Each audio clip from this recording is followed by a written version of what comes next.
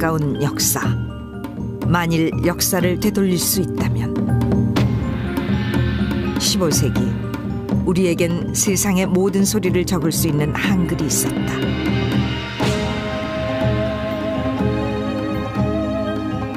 세계 최초로 발명한 금속 활자 인쇄술도 있었다. 그러나 그 영광은 우리 것이 아니었다. 21세기 빛의 속도만큼 빠르게 발전하는 지금 우리가 할 일은 무엇인가?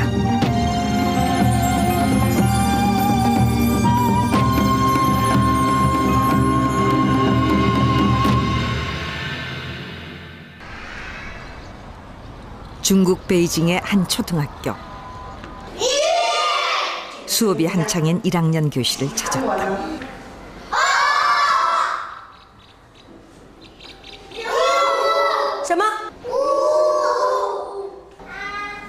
아이들이 배우는 것은 로마 알파벳. 언뜻 보면 영어 시간 같지만 지금은 분명 국어 시간이다. 好，今天我们学习的是语文课，学习的知识呢是汉语拼音。为什么要学习汉语拼音呢？是因为汉语拼音是学习汉语的一种工具性知识。学好汉语拼音，孩子以后就能自己认识很多的汉字。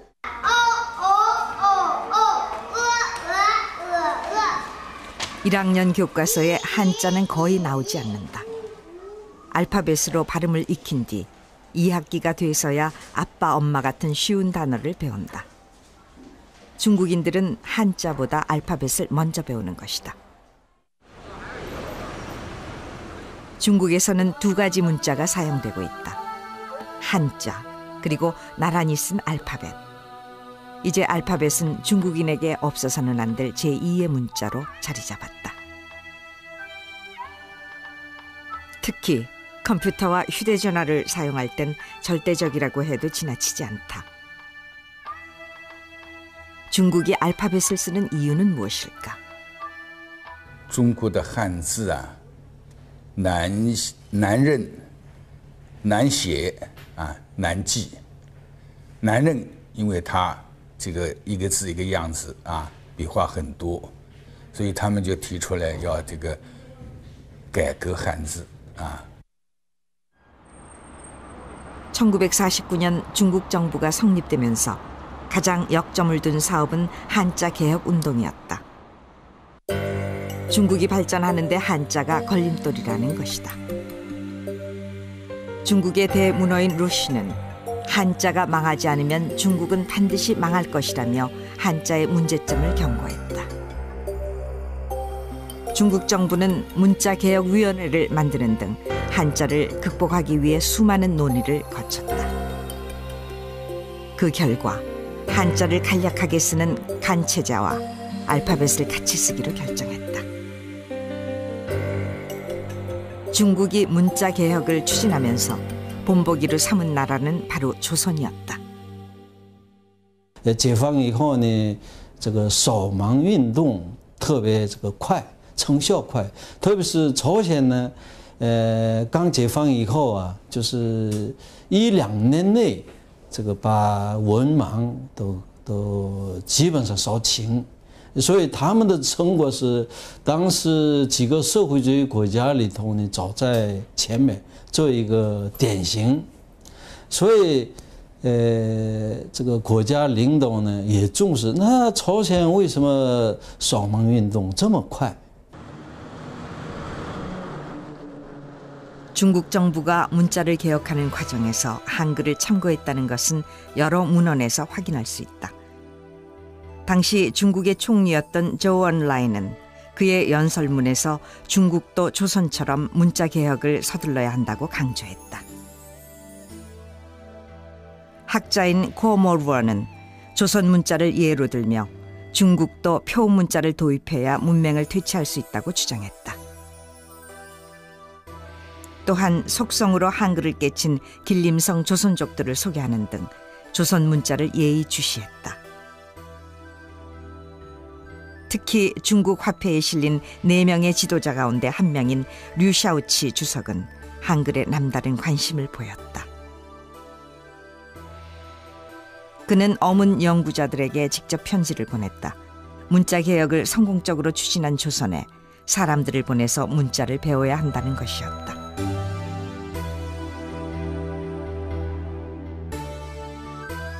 세계의 중심에 중국이 있고 그들의 문화가 세계 최고라고 여겼던 자긍심 강한 중국인들. 그들이 변방의 작은 나라에서 쓰는 한글이란 문자에 그토록 관심을 갖게 된 이유는 무엇일까?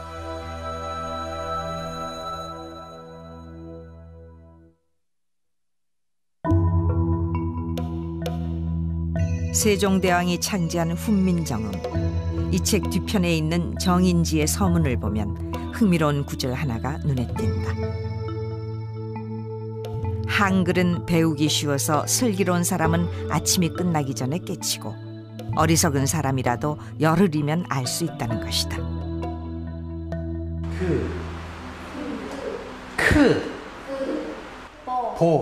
한글을 아침나절에 깨친다는 것이 가능할까? 한글을 전혀 모르는 외국인 이주 여성들을 대상으로 간단한 실험을 해봤다. 과연 4시간 공부해서 한글을 읽고 쓸 수 있을까? 나무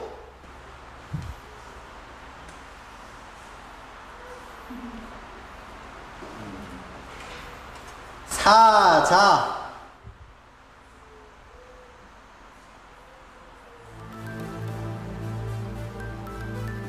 가마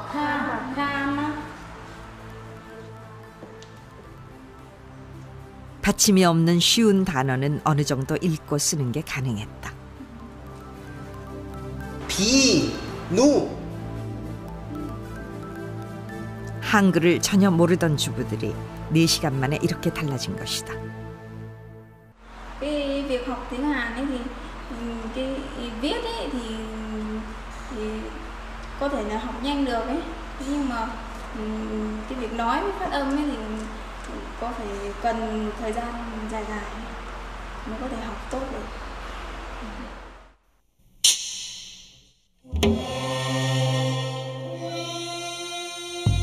문자를 전혀 모르던 사람들도 아침나절이면 모두 깨칠 수 있다는 한글.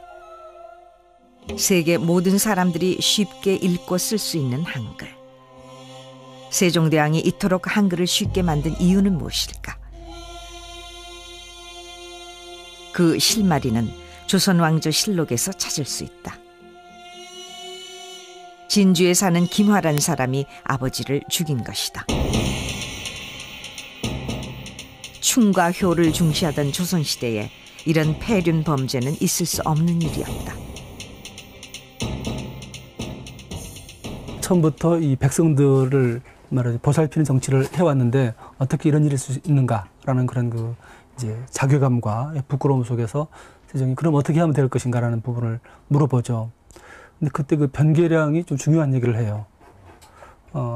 이제 효행록을 얘기하면서 이러저런 좋은 사례들을 많이 들려주는 것이 그런 백성들을 올바로 가게 하는 것이다. 그래서 만들어진 것이 삼강행실도. 대대로 전해오는 모범 사례를 뽑아서 그림책 형식으로 만들었다. 한자를 모르는 백성들에게 그림으로 설명해서 쉽게 가르치겠다는 의도였다. 하지만 그림만으로는 전달에 한계가 있었다. 어떻게든지 일반 백성들이 조금 큰 시간을 안 들이고도 뭔가 제대로 알아가지고 우리가 생각하고 있는 거 이런 걸 표현할 수 있는 표기할 수 있는 글자가 있어야 같아.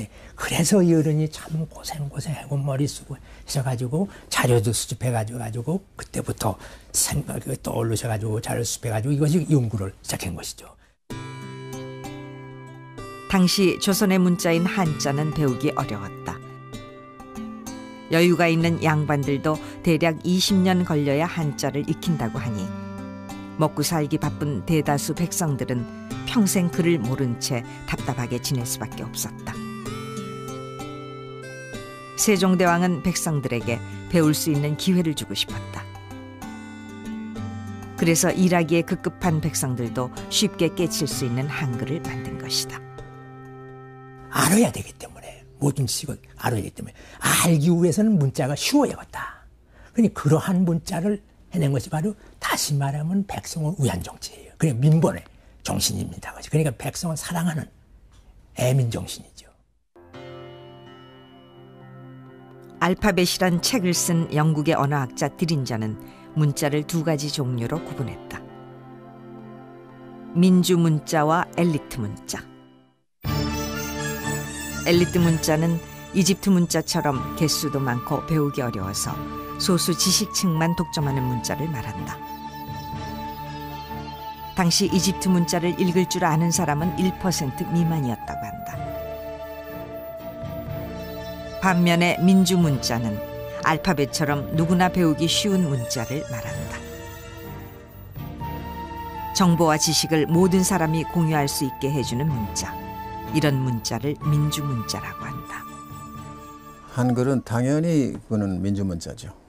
왜 그런가 하면은 세종대왕이 창제하신 동기부터가 일반 백성의 그 글자 생활을 편하게 하기 위해서 한 겁니다.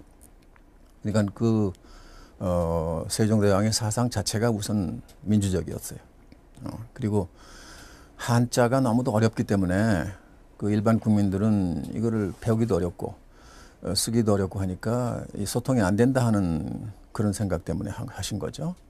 한글이 이쪽에 완전히 그 민주적인 거라면은 한자는 저쪽 끝에 있는 그야말로 이 지배자의 문자다. 그러나 민주 문자인 한글은 순탄한 길을 걷지 못했다. 한글이 창제되자마자 최만리를 중심으로 한 지식층은 강력하게 반발했다.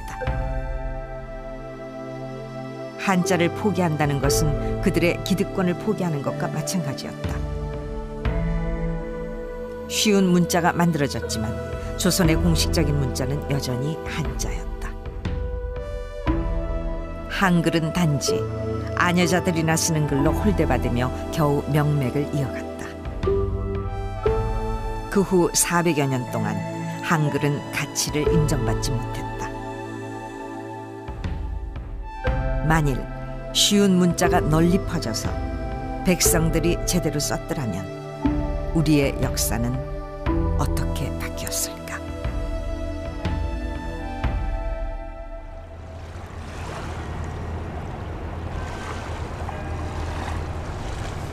독일의 중서부에 위치한 마인츠시. 2000년의 역사를 자랑하는 이 도시엔 세종대왕과 같은 해에 태어난 또 한 사람의 위인이 있다. 그의 이름은 요하네스 구텐베르크. 금속활자 인쇄술로 세계사의 흐름을 바꿔놓은 사람이다.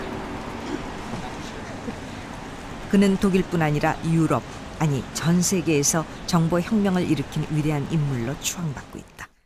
Ich bin stolz auf Gutenberg, weil er im Grunde genommen das alles hier möglich gemacht hat. Ohne Buchdruck wäre das ganze Universitätswesen nicht nur in Deutschland, sondern in ganz Europa nicht so möglich, wie es jetzt existiert. Deswegen finde ich das eine sehr bemerkenswerte Leistung und freue mich auch gerade an der Universität zu studieren, die nach ihm benannt ist.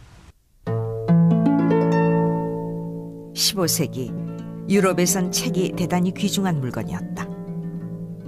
양가죽을 종이처럼 얇게 다듬어 만든 양피지에 손으로 일일이 옮겨 쓰다 보니 책 한 권을 만드는데 2~3년이 걸렸다고 한다. 그래서 소수의 귀족이나 성직자들만 책을 가질 수 있었다. 이렇게 귀한 책이다 보니 책을 만드는 데도 공을 들였다. 겉장을 보석으로 화려하게 장식하기도 했다. 심지어 황금으로 쓴 책도 있다. 책은 소수를 위한 것이었고 정보는 그들이 독점했다. 그런데 구텐베르크가 등장하면서 상황이 달라졌다. 필사본 한 권을 만드는데 2~3년이 걸렸지만 이젠 같은 기간에 180권의 인쇄가 가능해졌다. 소수 엘리트들이 독점했던 지식과 정보는 대중들에게 무서운 속도로 확산됐다. 종교계의 개혁이 일어났고 시민혁명과 산업혁명이 그 뒤를 i었다. 유럽 근대화의 원동력은 바로 인쇄술이었다. Hat verschiedene Möglichkeiten gebracht. Einmal, dass man Informationen schnell verbreiten konnte und zum anderen, dass man die Informationen weit verbreiten konnte. Also seine Erfindung, die hat wirklich dazu geführt, dass dieselbe Information in ganz Europa gelesen werden konnte und man konnte sich dazu auch wieder äußern. Das heißt, es hat für die Meinungsfreiheit eine riesengroße Rolle gespielt. 우리나라에도 세상을 바꿀 만한 인쇄술은 분명 있었다. 지금까지 전해오는 금속활자 인쇄물 가운데 가장 오래된 것으로 알려진 찍지는 선광 7년, 즉 구텐베르크가 최초로 인쇄한 성서보다 무려 70여 년이나 앞서 간행됐다. 지난 2001년, 찍지는 유네스코의 세계 기록유산에 정식으로 등재됐다. 우리나라가 세계 최초의 금속활자 발명국이라는 것을 전 세계가 인정한 것이다. 구텐베르크가 인쇄를 시작할 당시 조선은 이미 인쇄문화의 꽃을 피우고 있었다. 특히 세종대왕 때 만든 갑인자는 활자 스스로 서 있을 정도로 기술이 발달했다. 인쇄에 필요한 종이며 먹을 제작하는 기술도 세계 최고 수준이었다. 하지만 조선의 인쇄술은 정보혁명을 이끌진 못했다. 인쇄술이라는 테크놀로지는 차이가 없습니다. 동양이나 서양이나. 차이가 있다면 우리가 한 200년 앞서서 개발했다는 그런 차이가 있는 거죠. 그런데 그걸 누가 썼느냐, 그 테크놀로지를 누가 장악하고 있었냐. 우리는 봉건 정부가 장악하고 있었고, 서양에서는 새로 대두한 부르주아지가 그 테크놀로지를 장악하고 있었습니다. 그러니까 어떤 테크놀로지 자체가 중요한 게 아니라 그 테크놀로지를 누가 가지고 있었느냐, 그에 따라 달라지는 거죠. 청주 흥덕사에서 간행된 직지는 승려들의 수행을 위한 책이다. 백성들은 볼 기회도 없었을 뿐만 아니라 한자로 적혀 있어 읽을 수도 없었다. 직지는 소수를 위한 책이었다. 겉장을 화려하게 장식한 의궤는 조선시대 왕실이나 국가의 주요 행사 등을 기록한 책이다. 이 책을 만드는데 금속 활자가 쓰이긴 했지만 고작 9권을 인쇄했을 뿐이다. 인쇄술의 목적은 대량 생산해서 널리 보급하는 데 있다. 그러나 조선의 인쇄술은 한자를 아는 소수에게만 쓸모있는 기술이었다.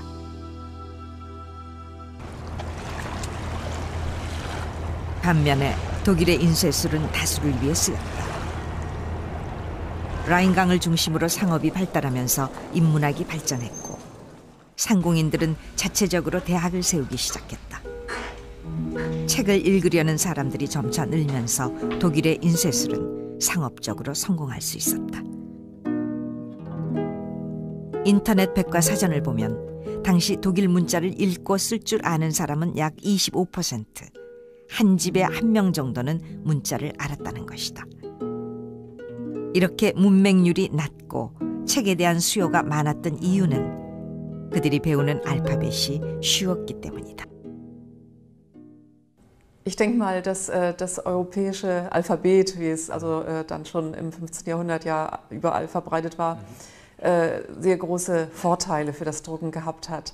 Denn man hatte eine begrenzte Anzahl von Zeichen, weil man in der Herstellung viel rationeller vorgehen kann, weil man diese Zeichen immer wieder kombinieren kann, immer neu zusammensetzen kann. Sie ist also sozusagen zum Recyceln geeignet.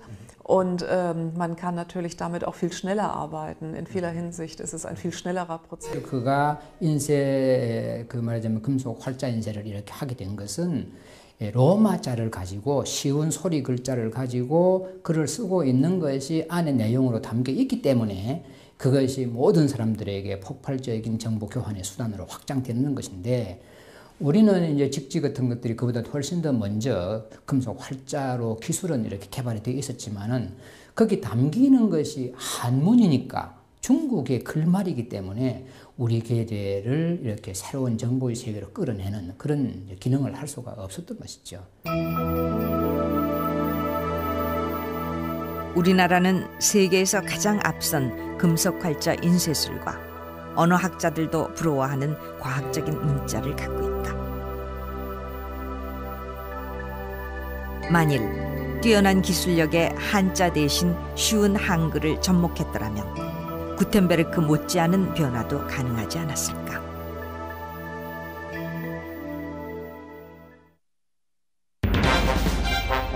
(21세기) 대한민국은 과거에 비해 많이 바뀌었다. 빛의 속도만큼 빠르게 발전하는 정보화 시대, 한국의 정보통신 기술력은 눈부시게 성장했다. 세계 최고의 IT 강국으로 도약한 것이다.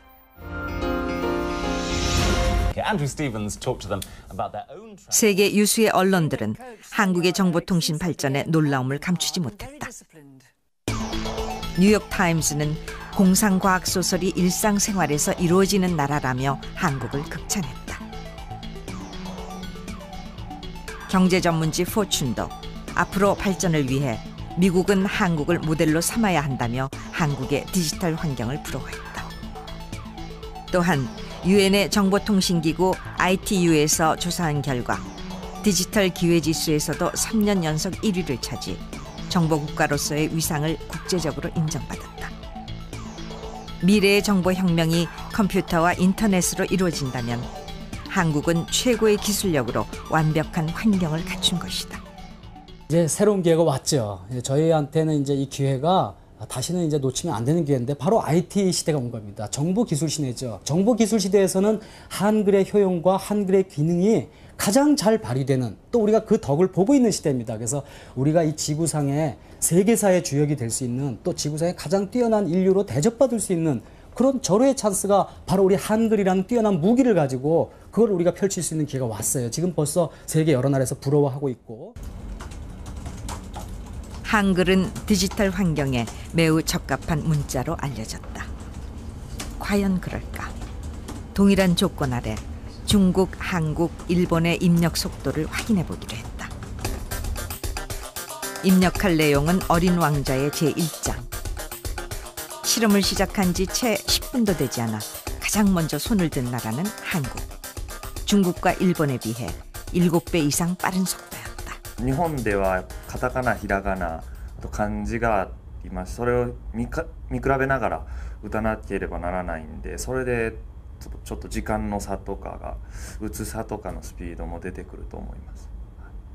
因为韩语在打字的时候可以直接按它的发音、子音跟母音结合起来打字，所以说可以直接打出来。但是我们中国词汇打的时候有同样的发音的情况出现，所以说同样的词汇要经过选择才能打出来，所以在这个选择的过程当中，时间花的就比韩国字打字时间花的多。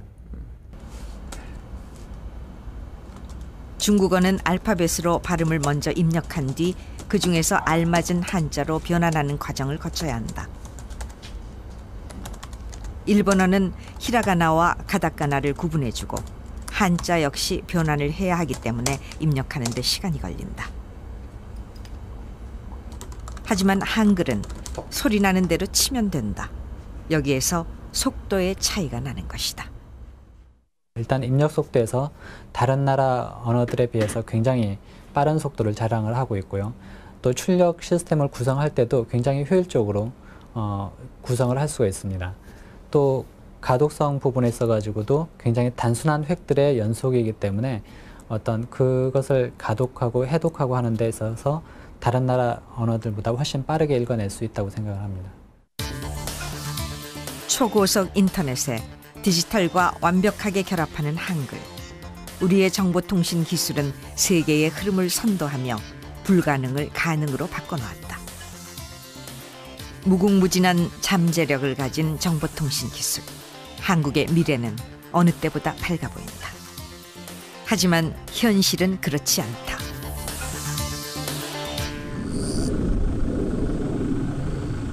경북 의성군 다인면에 사는 올해 73살의 오상백 할아버지. 논과 밭이 집에서 멀리 떨어져 있어 농약을 주거나 비료를 운반할 때 어려움이 많았다. 할아버지가 자동차를 타게 된 것은 불과 2년 전. 운전면허증을 따기까지 남들보다 몇 배로 고생했다. 옛날으로 말하면 암행의사 폐렴, 이 면허증이 아니고 내한테는 그렇게나 어려웠어요. 이 면허증 따느라고 우리 할머니하고도 이혼합을 했구만. 할아버지의 운전면허 도전은 2년 동안 계속됐다. 하나, 둘, 셋, 넷, 다섯, 여섯. 무려 134번 만에야 운전면허에 합격한 것이다. 그동안 들어간 인지때만 해도 수십만 원. 집에서 문경 시험장까지 왕복 50여 킬로미터를 거의 매일같이 오갔다. 할아버지가 필기시험에 번번이 떨어진 이유는 시험 문제가 일상생활에서 쓰는 용어와 너무 달랐기 때문이다. 일반 말하고 그 써있는 말하고 아주 영 틀린다. 압박이라고 이래 써있지만 시분대 전멸등이라고 이게 뭔 전멸운동 뭐 어려워요. 그게 말이 이해가 안 가. 숱한 우여곡절 끝에 필기시험을 통과한 할아버지. 실기시험은 단 2번 만에 합격했다. 꿈에 그리던 면허증을 손에 쥐기까지 할아버지의 마음고생은 이루 말할 수 없다. 일상생활에서 어려움을 겪는 건 다른 사람들도 마찬가지다. 법제처 홈페이지에 들어가 우리나라 헌법을 살펴보면 토심한 한글일 뿐 대부분 한자로 써있다. 정확한 뜻은 둘째치고 읽기조차 어렵다. 문자를 어렵게 쓰는 것은 법조계의 관행이다. 판결문도 다르지 않다.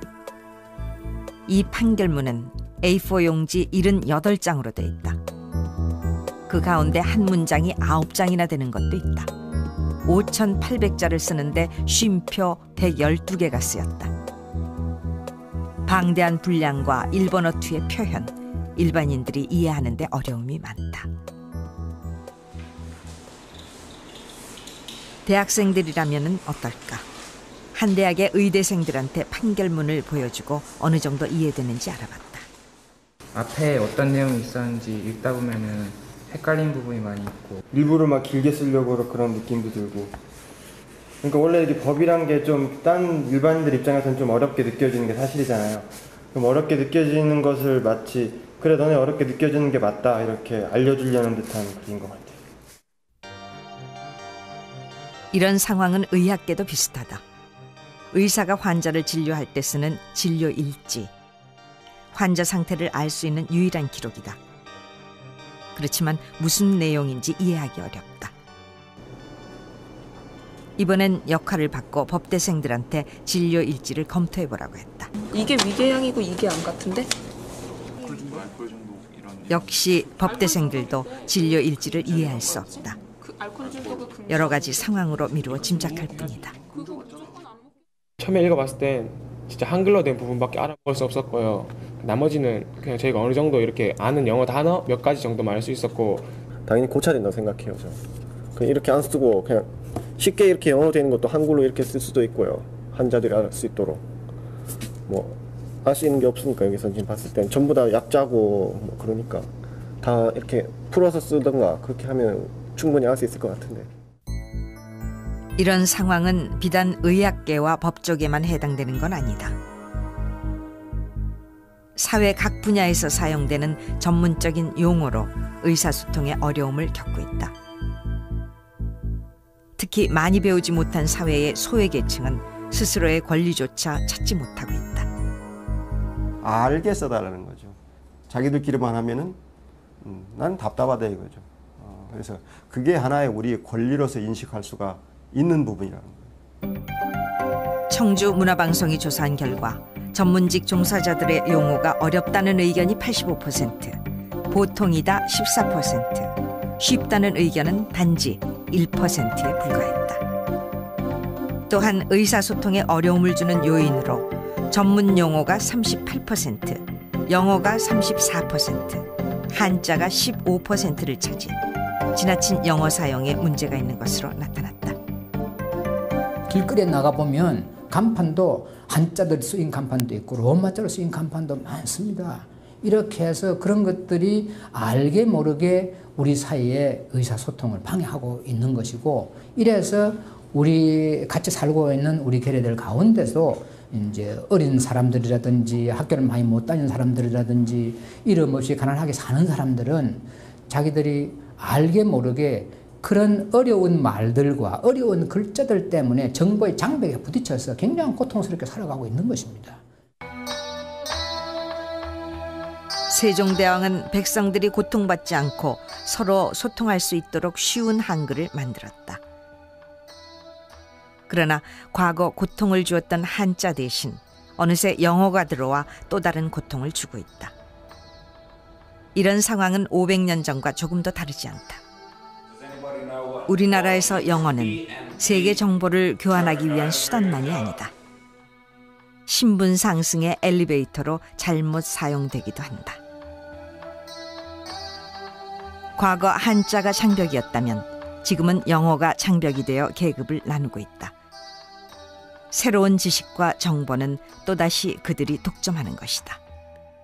우리가 한자에서 벗어나서 한글로 온 것은 겨우 지금 50년 전의 일인데, 한글로 평등화가 이루어지자마자 다시 또 다른 영어 계급을 만들고 있다는 것은 100년쯤 후에 후손이 보면 웃을 만한 일일 것입니다. 우리는 최소한 이제 만든 민주화 내지는 평등을 언어라는 영어라는 새로운 기준을 통해서 또다시 계급을 나누는 그런 일은 있어서는 안 될 것입니다. 한글은 소수 양반층만 누리던 문자의 혜택을 모든 백성들이 누릴 수 있게 해주었다. 근대화를 앞당긴 것도 쉬운 문자, 한글이 있기에 가능했다. 하지만 그 훌륭한 도구를 제대로 활용하지 못한 것이 현실이다. 지금 우리가 해야 할 일은 무엇인가?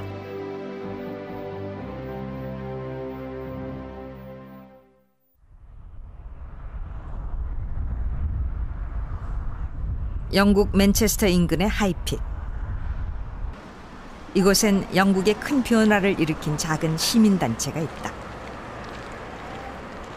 Plain English 캠페인, 우리말로 하면 쉬운 영어를 사용하자는 운동본부다. 이곳에선 어렵게 표현된 영어를 일반인들이 제대로 알 수 있도록 쉬운 말로 고치고 있다. 정치인이나 유명 인사의 연설문도 이들의 손을 거친다. Including Tony Blair's cabinet, previous supporters include past Prime Ministers such as Baroness Margaret Thatcher. John Major has been a major supporter of ours. We've also had support from the royal family. Princess Anne, she's in fact presented one of our awards and given us messages of support. 정치적인 연설문뿐만 아니라 생활 속에서 접하는 모든 영어 표현이 이들의 작업 대상이다. 약품이나 보험 증서, 어린이용 책자에 이르기까지 모든 분야의 문서를 알기 쉽게 바꾸고 있다. To be able to, especially in public information from the government, from the EC, from banks and building societies, from local authorities, to be able to empower the ordinary people at the grassroots so that they could understand, so they could read, so they could act on the information first time. And that to me is not a privilege. It's my right. It's my right to be able to understand that. 이 운동은 1970년대 시작됐다. 생활 보호를 받던 한 노인 부부가 난방비 신청 서류를 작성하지 못해 얼어 죽는 사건이 발생하면서 문서를 쉽게 쓰자는 운동이 일어난 것이다. 20년간 꾸준히 활동한 끝에 마침내 영국 정부도 뜻을 같이 했다. 은행이나 보험회사 같은 기업체도 동참했다. 정부는 5만 8천 건의 문서를 쉬운 영어로 바꿨고 그 과정에서 500만 파운드의 국가 예산을 절감했다. 쉬운 영어를 사용하는 기업체의 문서엔 크리스탈 그림을 붙여준다. 이 그림이 있는 문서는 누구나 쉽게 볼 수 있다는 뜻이다. Easy English is a principle which we apply to all of the various audiences that we have, be it residents, citizens, businesses, central government, and the same principles now in Britain are believed and followed by everyone, that you should make things as easy as possible, because that's the way. There's no point in having barriers between central government or local government and the people, our customers, who actually use the services. 많은 영국인들은 쉬운 영어를 사용하면서 일상생활이 수월해졌다. 스탁턴에 살고 있는 올해 70살의 존 할아버지. 전에는 몇 번을 읽어도 이해할 수 없던 문서들이 이젠 쉽게 표현돼서 다행이라고 한다. It's getting easier because of the efforts we've discussed. The insurance companies and lawyers and people like that, official bodies, are joining government departments in making an effort. So of course it's becoming more and more easy. But some companies have no idea whatsoever and they're still churning out rubbish. And if only they'd all make the same effort to make things concise, easy to understand and quick to deal with. 그동안 정보에 뒤처졌던 사람들, 사회로부터 소외됐던 사람들은 보다 쉽게 세상과 소통하게 됐다. Use plain English. 쉬운 영어 운동은 전 세계로 뻗어나갔다. 남녀노소 누구나 소통 가능한 사회를 만들자는 이 운동은 미국, 호주, 덴마크, 스웨덴 등 수많은 나라에 전파됐다. 최근엔 정보의 바다라고 하는 인터넷에서도 활발한 움직임을 보이고 있다. 정보의 원활한 소통이야말로 열린 사회로 가는 지름길이라는 걸 누구보다 잘 알고 있기 때문이다. 우리가 IT 산업 지금 많이 성장했잖아요. 그리고 지금도 뭐 인터넷 우리가 엄청나게 많이 쓰잖아요. 그게 뭐냐면 지식의 유통 경로를 엄청 빨리 해주고 있던 거죠. 가장 유능한 사람이 가지고 있는 지식이 있으면 그거를 가장 유능하지 않은 사람까지 빨리 정보를 빨리 전달해 줄 수 있는 체제, 이걸 우리가 만들어내야 되거든요. 현재 우리는 한글이 아주 유력한 좋은 연장이죠. 거기다 인터넷이 있죠. 우리 사고방식만 나누자는 사고방식만 우리가 가진다면 우리 사회는 아주 급격하게 보편적인 지식을 함께 나눌 수 있는 사회가 될 수가 있어요. 쉬운 말로 바꿔 성공한 경우는 우리나라에도 있다. 경기도 양주에 있는 대장금 테마파크. 낯선 외모의 사람들이 눈에 띈다. 이들은 이란 방송국 관계자들. 인기 많은 드라마 대장금의 특집 프로그램을 만들기 위해 이곳을 찾았다. و درصد بیننده هامون رو سنجیدیم 85 تا 90% بیننده داشته این سریال. خیلی جذاب، خیلی جالب بوده برای مردم ایران. بعد یه مانیتور خیلی بزرگی اونجا هستش که مردم وقتی میرن پارک و موقع پخش اون سریال میشه میشینن و اون سریال رو از توی پارک تماشا میکنن. خیلی برای مردم جالب. 과거 지구상의 한 점에 불과했던 코리아가 드라마 대장금을 통해 가보고 싶은 나라로 바뀐 것이다. 한류 열풍의 주역인 드라마 대장금은 만일 조선왕조실록이 한글로 번역되지 않았더라면 이 세상에 존재할 수 없었다. 쉬운 한글로 번역되고 인터넷에 공개되면서 멀리 있던 조선이 우리 곁으로 다가온 것이다. 바로 왕조실록이 있기 때문에 조선시대의 모든 국가에서 벌어진 500여 년 동안 벌어진 모든 일을 그 실록을 통해서 하나하나 다 검색을 하고 찾아낼 수도 있고 또 거기서 아이디어도 얻을 수 있고 뭐 그래서 뭐 그야말로 창작하는 사람, 특히 역사물을 창작하는 사람한테는 하나의 보고라고 볼 수가 있죠. 오랜 세월 서고에서 보관되어 온 고문헌들. 선조는 후손을 위해 기록을 남겼지만 정작 후손은 읽을 수가 없었다.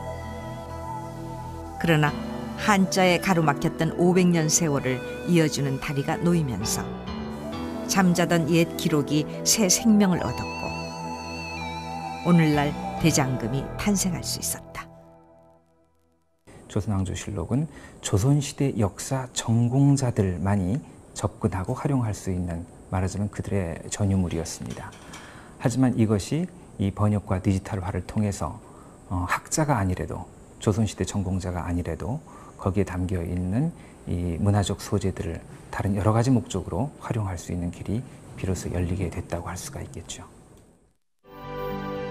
고려의 금속활자 인쇄술은 세계사에 길이 남을 위대한 발명이었다. 그러나 어려운 문자 때문에 제대로 쓰이지 못했다. 21세기 우리의 정보통신 기술은 빛의 속도만큼 빠르게 발전하고 있다. 그러나 모든 사람이 활용하는데 자유롭진 못하다.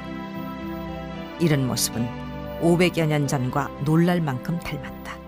오늘날 우리들이 이룩하고 있는 이 지식정보 시스템도 이것이 단지 전문가들의 지식을 그대로 이 보존하고 온전하는 데에만 쓰여진다고 한다면은 과거의 이 직지의 한계가 그대로 오늘날 우리의 한계가 되는 것이겠죠.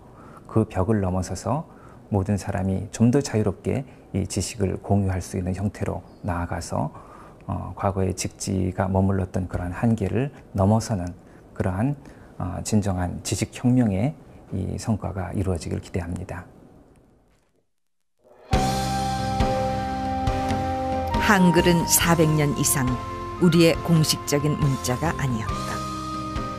오랜 세월 거의 사장됐던 문자가 살아남을 수 있었던 것은 쉬운 문자, 한글이기에 가능했다. 소수가 정보를 독점한 사회는 발전할 수 없다는 것을 우리는 역사에서 수없이 배웠다. 21세기 지금 우리가 할 일은 무엇인가? 한글의 진정한 가치를 알고 한글로 미래를 열어가야 한다. 무한한 가능성, 그것이 바로 한글의 힘이기 때문이다.